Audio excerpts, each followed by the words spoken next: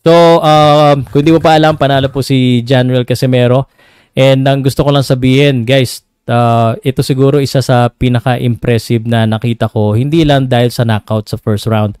Impressive ito dahil sa dami po ng issue at sa dami po ng bumabatikos. Kasama na ako, no? So, I wanna give a public apology because, I doubted Casimero for not making weight because, that has been the issue for so long. Hindi niya magawa ng paraan. But, sabi nga niya, hindi yan ang business niya. Parang nabilib lang talaga ako dahil biruin mo, winayin siya ng 10:45 tapos halos wala siyang pahinga, halos wala siyang kain. Tapos ganyan ang ginawa niya, tinamaan niya kagad. Nangisay kasi kagad.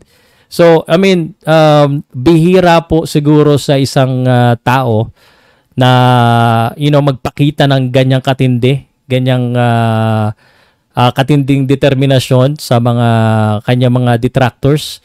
Siguro, gawin nating lesson ito na pag may mga haters tayo, talagang gamitin natin ito as, kumbaga parang inspiration, motivation na ipakita sa kanila. Sabi ko nga, di ba, the best revenge is to win. Is ipakita sa kanila na malakas ka. Hindi yung makipagsagutan ka, but the best revenge is to win. So, I wanna apologize to the Casimero fans for doubting. Pinakita ni Casimero na talagang malakas siya.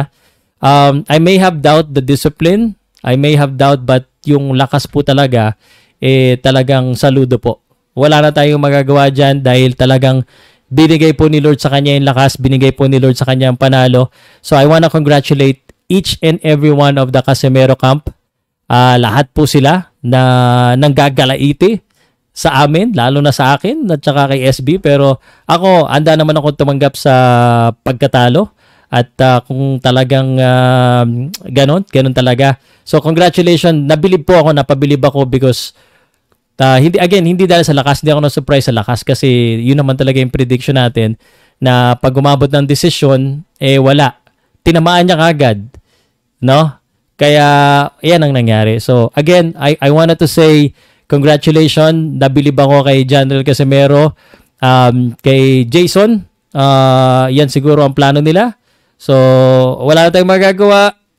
Guys, please, wag yun na awayin. At let's let them celebrate.